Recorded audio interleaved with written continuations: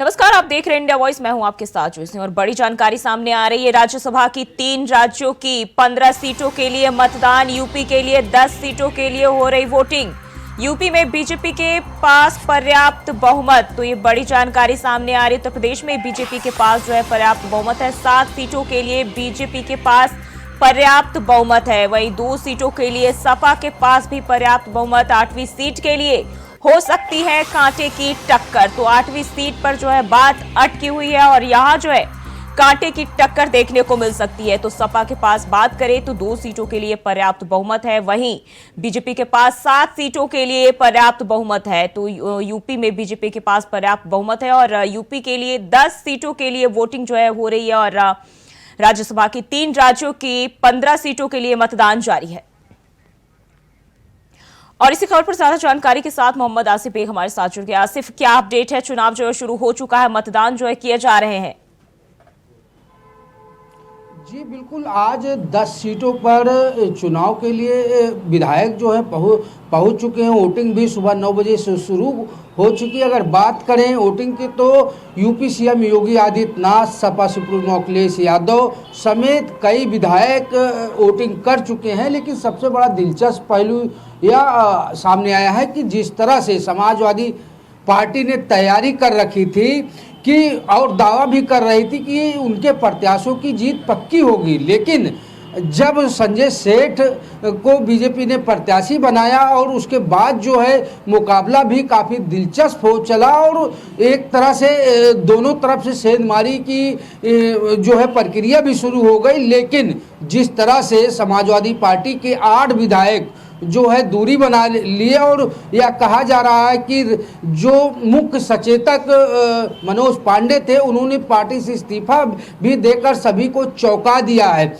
और मीटिंग जो होनी थी हुई सपा सुप्रीमो अखिलेश यादव की मीटिंग से भी उन्होंने दूरी बना ली थी।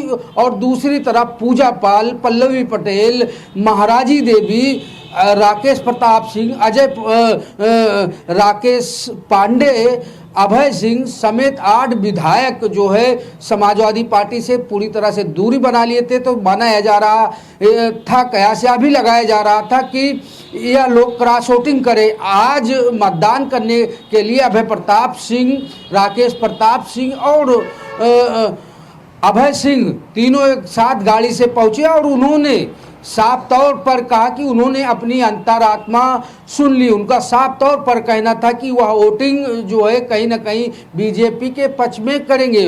वहीं दूसरी तरफ सपा सुप्रीमो का भी बड़ा बयान सामने आया वोटिंग करने के बाद। उनका कहना है कि बीजेपी चुनाव में कुछ भी कर सकती है और निजी लाभ के लिए जो है कोई कहीं भी जा सकता है। उनका इशारा साफ तौर पर है कि उन्हें अब पता चल गया है कि समाजवादी पार्टी के जो बागी विधायक हैं वह उनके प्रत्याशी के पक्ष में वोटिंग करने वाले नहीं है। अगर बात करें महाराजी देवी की तो महाराजी देवी के पति गायत्री प्रसाद प्रजापति जो जेल में बंद है, पूर्व कैबिनेट मंत्री रह चुके हैं। तो सूत्रों का यह भी कहना है कि कहीं ना कहीं से महाराजी देवी समाजवादी पार्टी के पक्ष में नहीं खड़ी रहेंगी, चाहे वह वोटिंग करने न पहुंचे। अगर वोटिंग भी करने पहुंचती है तो वह बीजेपी के पक्ष में वोटिंग कर सकती हैं। तो ऐसे में जिस तरह से जो तस्वीर सामने आई है, हालांकि इस मामले में शिवपाल यादव को विधायकों की वोटिंग कराने की जिम्मेदारी सौंपी गई, लेकिन जिस तरह से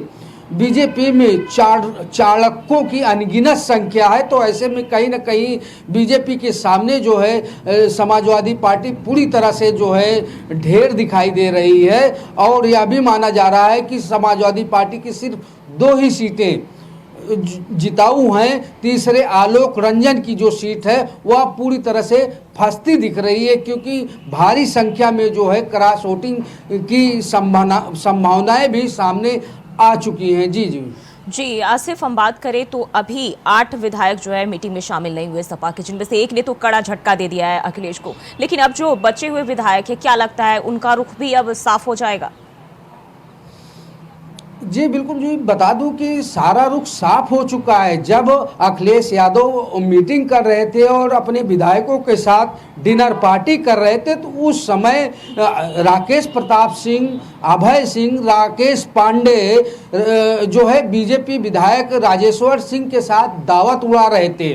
तो इस तस्वीर ने काफ़ी कुछ साफ भी कर दिया है और यह इशारा भी कर दिया है कि यह तीनों विधायक जो है बीजेपी को ही वोट करेंगे, ऐसा जो है कहा जा रहा है। और दूसरी तरफ जो है मुख्य सचेतक मनोज पांडे, जिनके हाथों में समाजवादी पार्टी की कमान थी, उन्होंने आज ही इस्तीफा दे दिया। सूत्रों का कहना है कि मनोज पांडे और बीजेपी के बीच जो है डील हो चुकी है और सूत्रों का यह भी कहना है कि देर रात तक मंत्री पद को लेकर जो है डील पक्की हुई है। अब देखना यह है कि चुनाव के बाद क्या वाकई में जो चर्चाएं हैं, जो सूत्रों का दावा है कि मनीष पांडे को बीजेपी में शामिल करके मंत्री बनाया जाता है या फिर नहीं।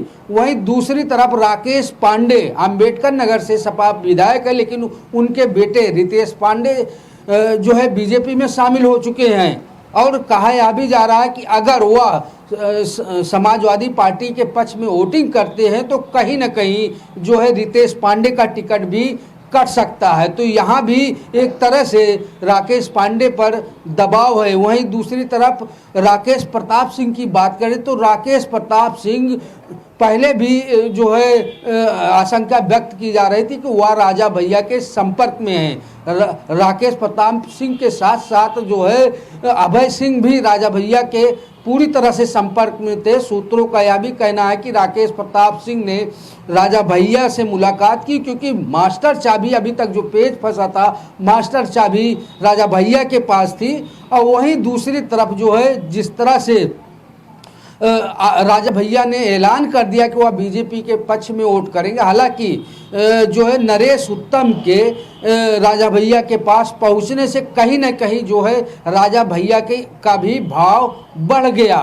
जब नरेश उत्तम ने उनके साथ भोजन किया तो तस्वीरें वायरल होने लगी, कयास लगाया जाने लगा कि अब राजा भैया जो है समाजवादी पार्टी के पक्ष में वोट करेंगे। लेकिन राजा भैया ने भी साफ तौर पर कहा है कि जीत जो है यूपी में बीजेपी की ही होगी। उन्होंने अपना समर्थन तो साफ तौर पर दे दिया है, साथ ही जीत का भी दावा किया है बीजेपी के। निश्चित तौर पर जो तस्वीरें सामने आ रही थी और जो राजनीतिक जो घटनाक्रम तेजी से बदल रहे थे कि समाजवादी पार्टी के ही विधायक जो है बीजेपी खेमे में बैठ रहे हैं, उनकी तस्वीरें वायरल हो रही है।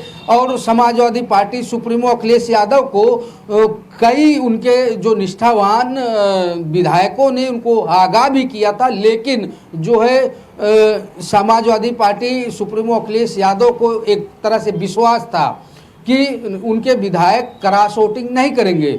लेकिन इसके बाद जो है जिस तरह से जो रेत का किला था, जो विश्वासों की जो लड़ी थी, वह पूरी तरह से टूट गई।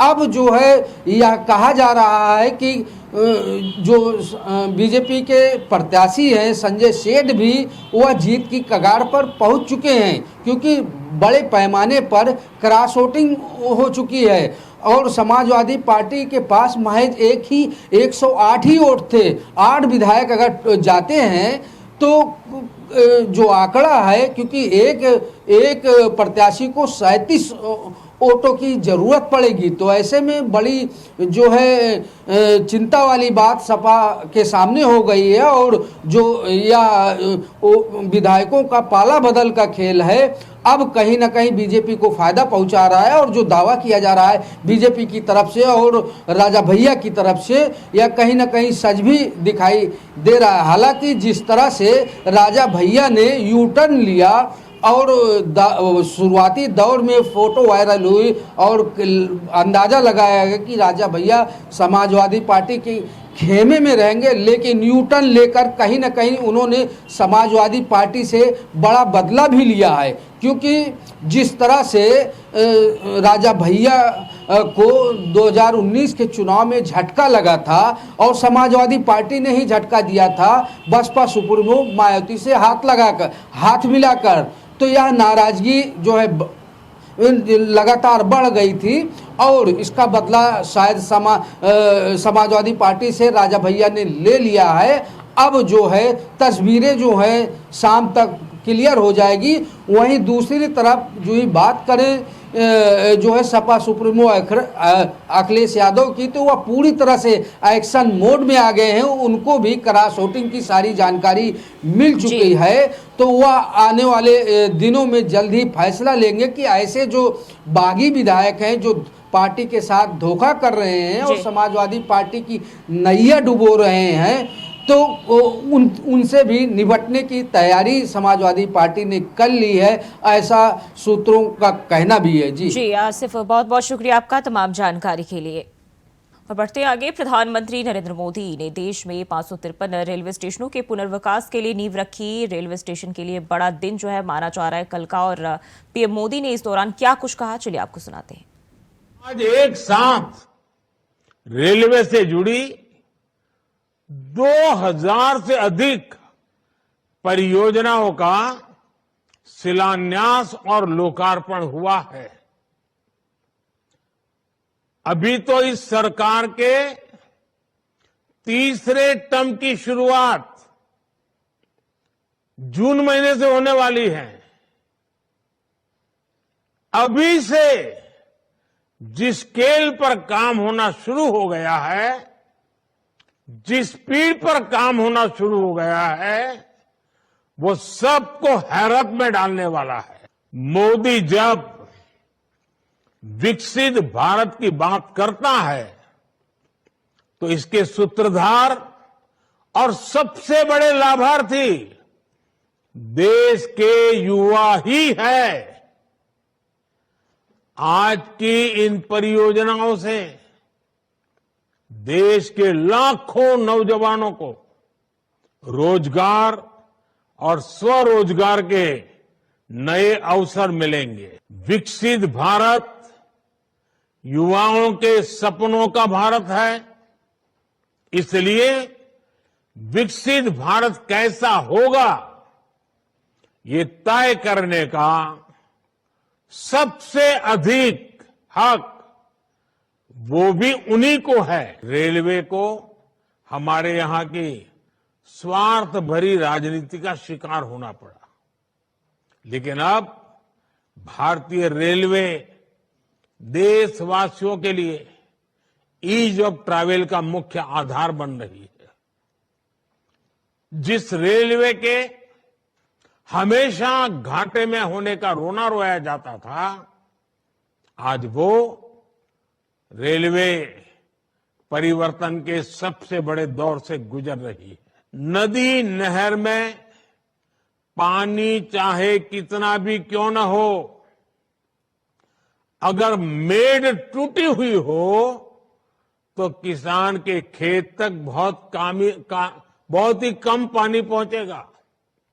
इसी तरह बजट चाहे कितना भी बड़ा हो, अगर घोटाले होते रहे, बेईमानी होती रहे, तो जमीन पर उस बजट का असर कभी नहीं दिखता।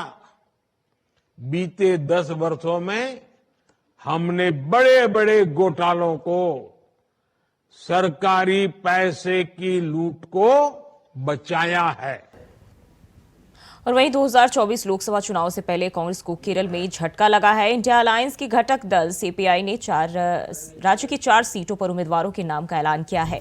इनमें राहुल गांधी की वायनाड और पार्टी नेता शशि थरूर की तिरुवनंतपुरम सीट शामिल है। सीपीएम केरल के सत्तारूढ़ वाम लोकतांत्रिक मोर्चे में दूसरी सबसे बड़ी सहयोगी है। सीपीआई ने कुल 4 उम्मीदवारों के नामों की घोषणा की है। पार्टी ने वरिष्ठ नेता एनी राजा के वायनाड लोकसभा सीट से उम्मीदवार घोषित किया है।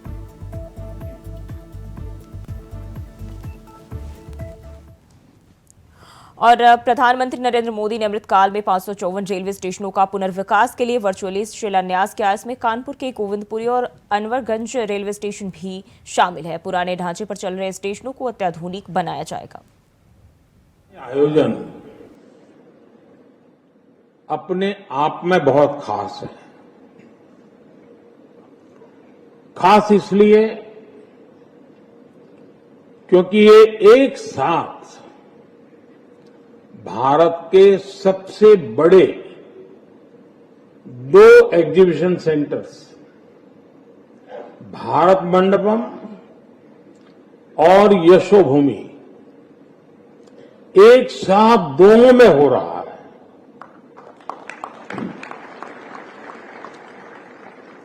आज 3000 से ज्यादा एग्जीबिटर्स,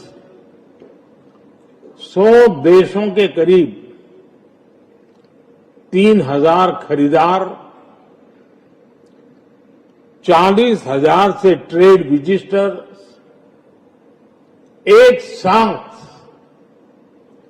इस आयोजन से जुड़े। भारत ने आने वाले 25 साल में विकसित राष्ट्र का संकल्प लिया है।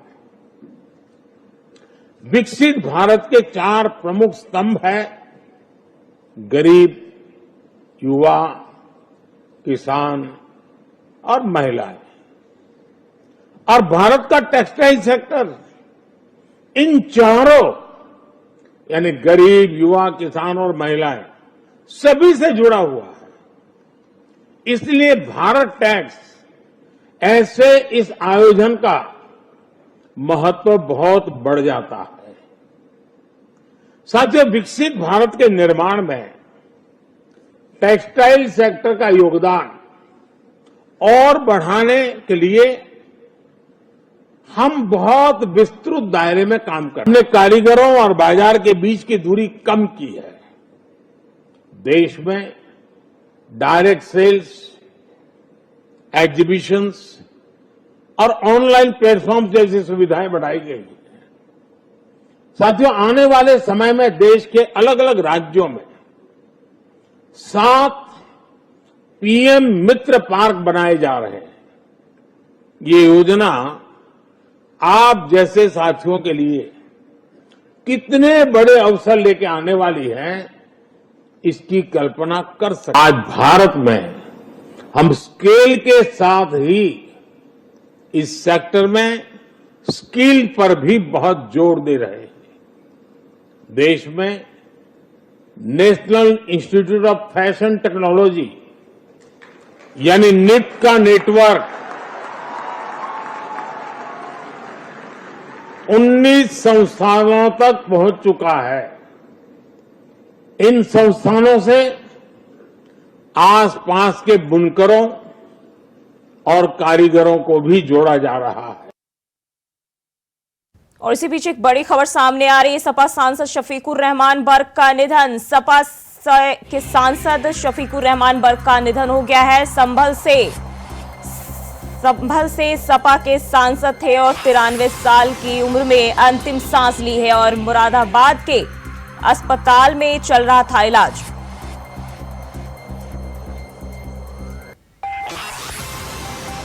तो इन्होंने लोकसभा में 5 साल का कार्यकाल दिया है। 2009 से लेकर जो है इन्होंने लगातार वहां पे अपने काम को अंजाम दिया है और अब जो है लंबे समय से बीमार चल रहे थे और सपा सांसद शफीकुर रहमान बर्क का निधन हो गया है और लंबे समय से जो है बीमार चल रहे थे और इसके चलते। और इसी खबर पर ज्यादा जानकारी के साथ सतीश हमारे साथ लाइव जुड़ गए। सतीश, क्या है, कैसे हुआ निधन, क्या जानकारी निकल के सामने आ रही है? बहुत लंबा समय उन्होंने ये जो गुजारा है और जो नेता, अच्छे प्रधान नेता थे, सपा के नेता थे, बीएसपी में भी रह चुके हैं और जो लंबा समय उन्होंने गुजारा है राजनीति में और बहुत उनकी चर्चाएं होती थी क्योंकि वो एक ईमानदार नेता थे। इनको लेकर आज एक लंबे समय से बीमार चल रहे थे और इनको जो है उनको बराबर में इलाज चल रहा था और अखिलेश यादव जी उनसे मिलने भी आए थे और उनका टिकट भी पक्का हो गया था। सपा से जब बात की जाए तो आज उनका जो अंतिम जो आज उनका जो अंतिम सांस ली है मुरादाबाद में और जो आज उनका निधन हो गया है और 84 साल की उम्र के थे। जी, और अभी जो है कहाँ है वो, क्या घर पहुंच चुके हैं या फिर अभी हॉस्पिटल में है? जो ताजू अभी वहाँ अंतिम सांस लिया जानकारी मिली है तो मुरादाबाद हॉस्पिटल में, मुरादाबाद हॉस्पिटल की डेड बॉडी अभी घर पर लाई जा रही है और संभल में जब बात की जाए तो सपा नेता वहाँ पहुंच रहे हैं और जो संभल जनपद में बहुत गमी का माहौल मनाया जा रहा है जिसके वजह से बात की जाए कि अच्छे नेता माने जाते थे, ईमानदार नेता माने जाते थे क्योंकि जगन्नाथ भट्ट बहुत अच्छा कैरियर रहा है उनका, बहुत अच्छा चर्चित रहे हैं क्योंकि आज तक किसी से वो दबे नहीं है और ईमानदारी की बात की थी उन्होंने क्योंकि जिस तरह माना जाता है बहुत ईमानदार नेता माने जाते थे। जी, और क्या इसको लेकर सपा की ओर से कोई बयान सामने आया है क्या? वहां सपा के कोई नेता पहुंचे हैं जहां उनके शव को रखा गया है? बता दूं, अभी उनको पूर्ण जानकारी मिली है, नेताओं को भी नेता को जानकारी मिली है, नेता पहुंच रहे हैं। बात की जाए तो नेता संभल की बात की जाए तो संभल से भी जानकारी मिली है, और संभल में उनके घर पे जो सपा के नेता हैं और नेता हैं जो उनको मिलने वाले हैं, वो उनके घर पे पहुंच चुके हैं। और बात की जाए तो ये संभल से उनकी डेड बॉडी का कुछ ही समय से वहां निकलने वाली है, और जो घर पे उनकी डेड बॉडी घर पर लाई जाएगी। तो देखना होगा कौन कौन नेता आते हैं बाहर से, जो लखनऊ से कौन कौन आते हैं, संभल से जो यहाँ के नेता हैं वो उनके घर पर पहुंच चुके हैं। जी, तो अभी तक जो है किसी भी बड़े नेता का इस पर कोई बयान सामने नहीं आया है, लेकिन बात करें तो सपा के लिए बड़ी क्षति है। जी, हम बताते हैं जिस प्रकार से बताया आपको लिए कि लंबा करियर रहा है उनका, राजनीति में बहुत ईमानदारी भी रही है, ऐसा किसी तरह नहीं है। और बात की जाए बहुत ईमानदार चर्चित है, और बहुत सत्य ही उनके संबंध से ये नहीं के साथ कोई जाति से नहीं, जो उनके जाता था सबकी बात करके तो बहुत अच्छे से बात सुनते थे। इसलिए बहुत लोगों को आज बहुत अफसोस हो रहा है कि उनके जाने का, और उसका ये गली गली में चर्चा सी फैल गई है। जैसे उनकी सूचना मिली है आज उनके जो अंतिम 5 इलाहाबाद हॉस्पिटल में, तो अब उनके यहाँ से लोग निकल चुके हैं, उनके घर पहुंचने वाले हैं। अब देखना है कि कितनी देर में उनकी डेड बॉडी उनके घर पहुंचती है। जी, और बता रहे कि मतलब बात करें अगर हम सपा की, तो मुलायम सिंह यादव के काफी करीबी रहे हैं और हमेशा जो है अपनी बातों को मुखर होके रखते रहे हैं, तो सपा के लिए कितना बड़ा जो है नुकसान हो सकता है इसमें? जी, बता दूं जिस प्रकार से सपा के लिए बहुत बड़ा नुकसान हुआ था, उनकी यहाँ की सीट जो है चली गई है। उनकी एक पहचान थी, जो भी सपा से खड़े होते थे हर बार काफी संख्या में जीतते थे, और उनका एक जो है उनका यही था कि एक सीट उनकी क्लियर थी। अब उनका क्लियर थी, अब सीट किसी और के लिए करनी पड़ेगी, क्योंकि उनका विधि छोटा माना जाता है, क्योंकि यहाँ मोमडन वोट बहुत ज्यादा है, और उनका जो कभी भी सीट उनकी नहीं, और बहुत ईमानदार माने जाते थे। इनको लगता था जो लोग उन्हें चर्चित मानते हैं, अगले सीट उनके विकास जो है अभी सपा की सीट मुश्किल से बच पाएगी, क्योंकि सपा में ऐसा कोई नेता नहीं है जो कि यहाँ पे सांसद जीत सके। जी सतीश, बहुत बहुत शुक्रिया आपका तमाम जानकारी के लिए। तो शफीकुर रहमान बर्क का निधन हो गया, और एक और बड़ी जानकारी सामने आ रही है, सपा सांसद शफीकुर रहमान बर्क का निधन। तो शफीकुर रहमान बर्क का निधन हो गया है। सपा से सांसद थे और संभल से सपा के सांसद थे शफीकुर रहमान बर्क, तो उनका निधन हो गया है। 93 साल की उम्र में शफीकुर रहमान बर्क का निधन हुआ है। लंबे समय से बीमार चल रहे थे और मुरादाबाद के अस्पताल में इनका निधन हुआ है। ये बड़े अफसोस और दुख का बात है कि मुझे अभी पता चला है कि जनाब शफीकुर रहमान बर्क साहब अब हमारे बीच में नहीं रहे। उनका इस तरह से उनका इंतकाल हम सबके लिए तो बहुत बड़ी हमारा नुकसान है, हमारी पार्टी का बहुत बड़ा नुकसान है। देश से एक बहुत बड़ा नेता इस दुनिया से रुखसत हो गया, जिसने कभी भी किसी से डर के काम नहीं करा, जिसने हमेशा दिलेरी से और हक और इंसाफ की बात करी। आज वो नेता हमें छोड़ के चले गए, और शायद इतने बोल्ड और इतने बहादुर और इतने ईमानदार नेता अब पूरे मुल्क के अंदर बहुत कम रह गए। हमारी अल्लाह पाक से दुआ है कि उनकी मग़फ़िरत फरमा दे, उनको जन्नतुल फिरदौस में आला मुकाम अता फरमाए, और उनके ख़ानदान वालों को सब्र जमील अता फरमाए। और फिलहाल के लिए बुलेटिन बस इतना ही। खबरों के लिए बने रहिए इंडिया वॉइस के साथ।